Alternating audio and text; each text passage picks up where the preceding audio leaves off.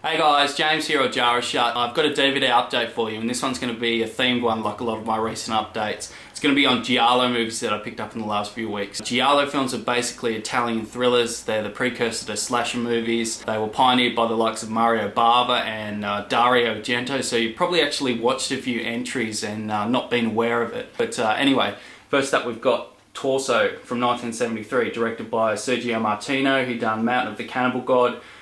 This one goes under the alternate title of Carnal Violence, and that might clue you into how actually violent this movie is. It's quite an extreme example of the giallo genre. It's very sleazy, it's got a lot of nudity and blood and violence in it. It's actually very close in keeping to a slasher movie. Stalk and slash elements to it, voyeuristic moments where the killer's following, and the kills are very reminiscent of a slasher movie. So fans of those kind of movies would really enjoy this one. There's these studying students and they're getting knocked off one by one. Of course they're women, so they can provide a bit of flesh on camera. So yeah, it's all good. It's a really good film and I'd recommend this one very highly because Torso is one of the best examples, but it's maybe not as textbook as some of the other movies I'll show you here. Keep that in mind, but Torso's a really good film, so check it out. This is a shameless release from the UK. As you can see, it's kind of got this uniform yellow cover. It's uncut, so Torso. Next up we've got another Sergio Martino movie, and it's called All the Colors of the Dark. This one's actually a very good one again. Kind of includes some black magic elements into it. It's basically about this woman who's being stalked by this psychotic killer. Again, Sergio Martino is a very good director, so it's got some nice shots in there, and all the killing and all that kind of thing's very well done. Another highly recommended giallo movie here with All the Colors of the Dark. This one's a Shriek Show release, so we've got some special features, some interviews with the director, some of the stars and all that kind of thing, and it's uncut. So good release again and a really good film, All the Colors of the Dark.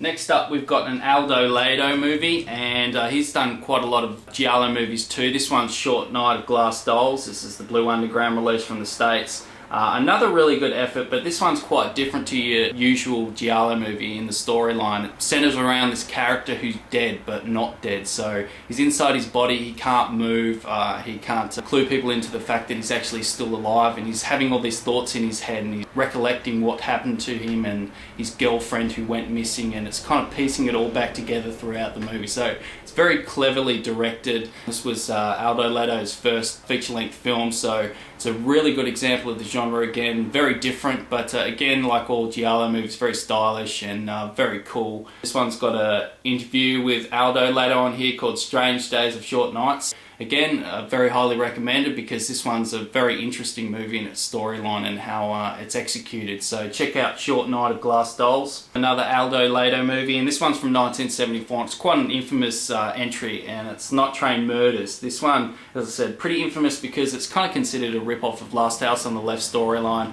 I'll just say it's very reminiscent of that, so I won't go any deeper into the story elements because I don't want to spoil it for you. Now, as you may have guessed, this one's a bit more extreme. It's got a lot of blood and violence and some kind of icky sexual elements to it, so if you're not into that kind of thing, you may want to skip this one, but I still think it's a really good film. Impressive photography in there, some nice colourful moments. The location takes place on a train, so again, it's interesting in that element. It's got a score by Ennio Morricone, who's done a lot of spaghetti westerns, and he's a very famous composer, so memorable score. So all around, it's a pretty good film, but it may ostracize people because of how extreme it is. So yeah, it's not too extreme, but yeah, Night Train Murders, and again, this is a shameless release. It's got a reversible cover, so I'll give you a look at that.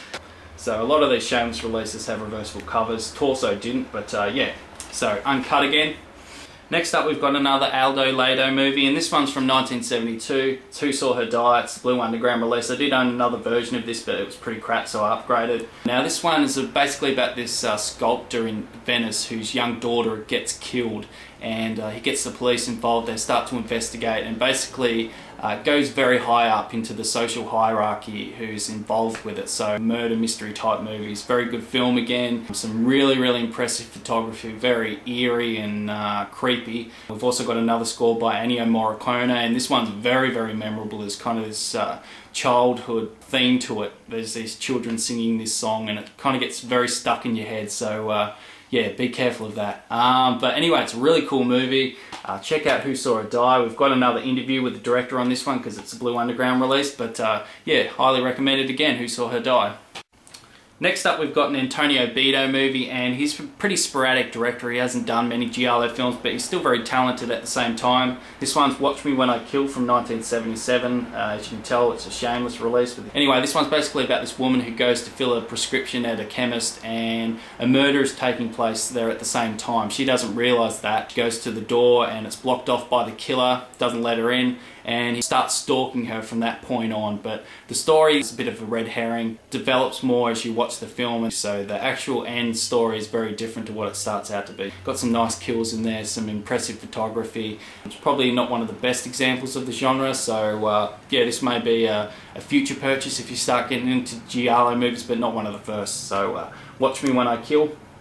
Next up, we've got another Antonio Bedo movie, and I thought this was a better movie. It's from 1978, it's a Blue Underground release, The Bloodstained Shadow. I did own this movie, but my other version was crap, so I upgraded again. Now this one, as I said, I thought was a better film than Watch Me When I Kill. It's basically about this professor who comes back home to see his Catholic priest brother. At this time, all these prominent members of society are starting to get knocked off. Like in a lot of giallo movies, he starts to investigate himself, and it goes deeper and deeper and deeper. So kind of mystery-infused movie here. I thought it was very, very good again, very stylish. Great use of shadows and lighting and all that kind of thing. Very inventive kills, so a really good entry in the genre again, The Bloodstained Shadow. The next two entries I'm going to show you are Massimo Dallamano movies, and again, he's a very sporadic director, but he's got some really excellent films out there, so check him out. This film I'm going to show you is probably one of the most universally regarded giallo films out there. It's one of the most well-liked and considered one of the best examples of the genre, so I don't want to spoil it too much, so I'll probably be pretty quick with this one, but it's What Have You Done to Solange? This one's the Shriek Show release. Great movie. Well, I don't want to spoil this one, so I'm going to let you find out for yourself. So if you can find this movie, go get it, because it's an excellent film. What Have You Done to Solange? I'll give you a look at the back before I put it down, but yeah, an excellent film. Next film up is a quasi-sequel to that, again directed by Massimo Dallamano, and it's from 1974, about a year later from the other movie, and it's What Have You Done to Our Daughters? Again, I don't want to spoil this one, so I'll let you find out for yourself, but rest assured they're very good movies. This is a shameless release, as you can tell, with the uniform yellow cover. I'll give you a look at the reverse side, which is probably actually a bit nicer. The other shameless are kind of known for crude covers, and that one's a good example of it. So there. I think it's called SOS, is it? Yeah, SOS. And we've got it under an Italian title, which is La Polizia Chiede Auto. I don't know if I pronounced that right, but yeah, check it out. What Have You Done to Our Daughters?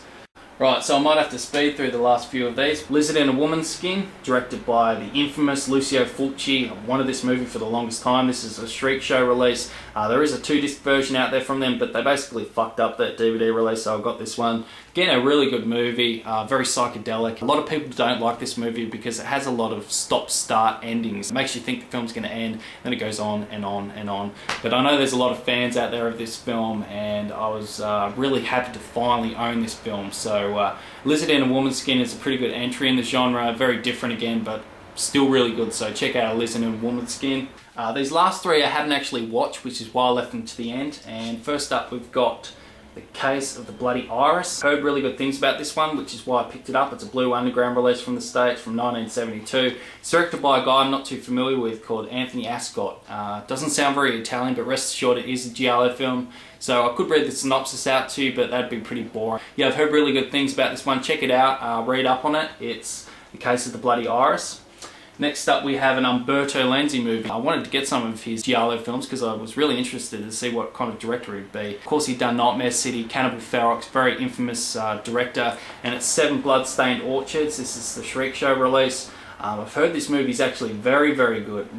Probably one of the best ones out there from what I've read, so really looking forward to this one. If anyone's seen it, could you tell me what you thought of it? So 7 Bloodstained Orchids. I know DVD Movie Buffer done a review of this, so yeah. Check that one out. And lastly, we've got a Pupi Avati movie. Again, he's a very famous name in Italy, but he never really got his due internationally.